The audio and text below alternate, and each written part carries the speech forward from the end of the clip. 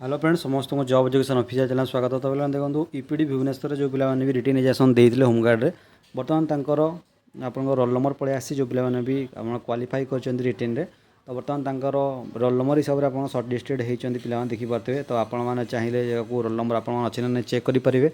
बाकी रहा आपर फिजिकाल हम जो डेट आपर फिजिकाल आप डेट पलि आसी। तो जो पे पास कर बर्तमान आपने देखने पीडीएफ रु मोटे टेलीग्राम चैनल छाड़देवी।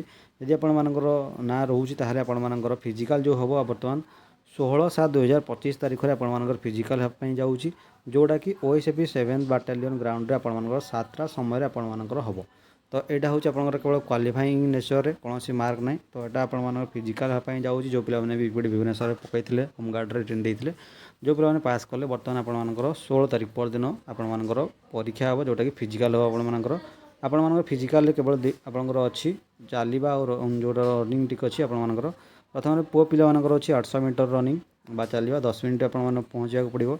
और झील पिला होते आप 400 मीटर गोटे आपर रन चलवा पड़ो जहाँकि टाइमिंग देखिए तार 6 मिनिट। तो ये हूँ आपर फिजिकाल रोचे आप वाकिंग आउ रनिंग रो।